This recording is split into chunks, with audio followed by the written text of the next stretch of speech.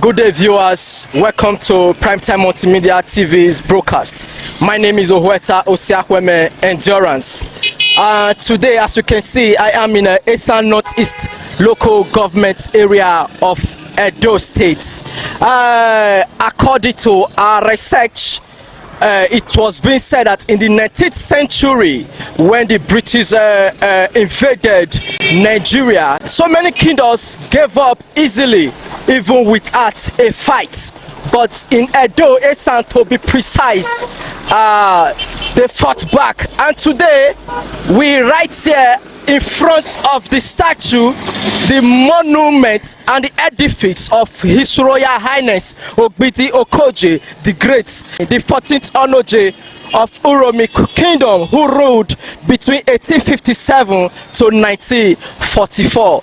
Stay tuned as we will be showcasing, or rather give you this masterpiece for you to know the story surrounding His Royal Highness Ogbidi OKOJIE the ONOJIE of Uromi. I'm your favorite host, OKOJIE Endurance. Thank you very much.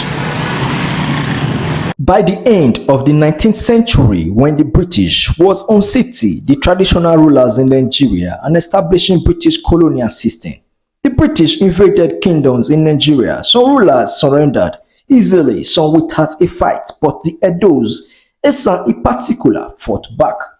The British first invaded the Benin city and were resisted by Oba Uromi of Benin.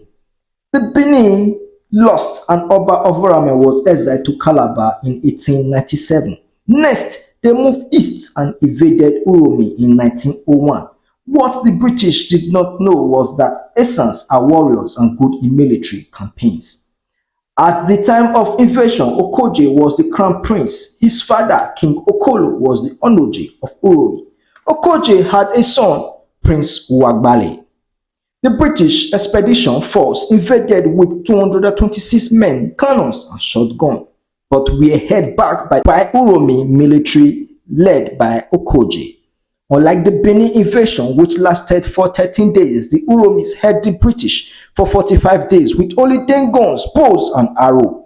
The British were overwhelmed by the guerrilla tactics of the Uromis that they called for reinforcements of 50 more soldiers and focused on capturing the king, Okolo, the ONOJIE of Uromi, with the expectation that his arrest would weaken Uromi resistance.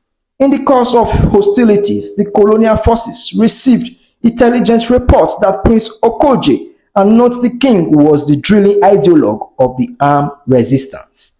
Despite the arrest of the king on March 20th, 1901, and even with his death 8 days after the arrest, the resistance did not subside. Okolo, who had died in captivity, demoralized the people and most villages began to surrender. However, that did not deter OKOJIE and his troops. Eventually, the people called for a truce and the British demanded OKOJIE's presence for a parley. As soon as OKOJIE arrived at the venue of the purported peace meeting, he was arrested, tried and found guilty of inciting the people of Uromi against the British and was subsequently exiled to Calabar on the 30th of April 1901. Few months later, OKOJIE was brought back to Uromi from Calabar, coronated as the ONOJIE of Uromi, and appointed the president of the native courts charged with administratively overseeing the Uromi territory on behalf of the colonial authorities. Still, OKOJIE didn't fully accept the new system of government, countering it with passive disobedience and maintaining his opposition to British rule.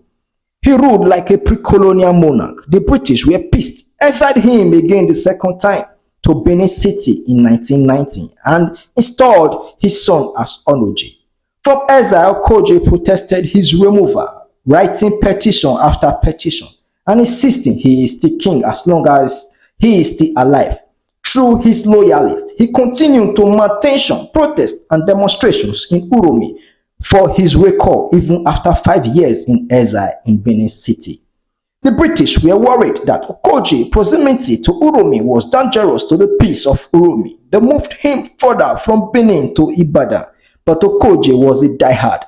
He escaped from Ibadan in 1926 to Uromi. He was later rearrested and exiled for the third time to Ibadan again.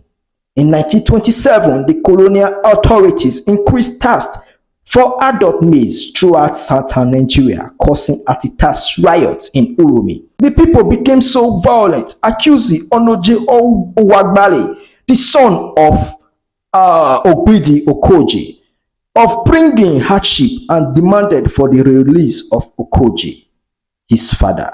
ONOJIE Owagbali had been performing badly in administration and has proven to be a disappointment to the colonial authority or concerns. In order to avoid crisis in Uromi, the British released OKOJIE from exile in 1931, reinstalled him as ONOJIE, and readmitted him to the council. OKOJIE reigned again as ONOJIE from 1931 until his death in 1944. He continued to resist the limitations placed on his rule by the colonial authorities until his death. Thank you and welcome back.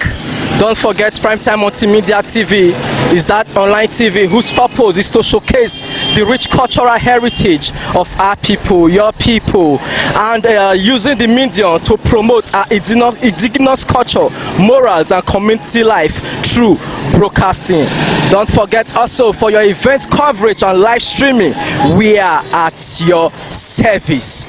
Don't hesitate to DM us. It's just a DM away. Until next time, stay tuned to our program. We would be coming your way again.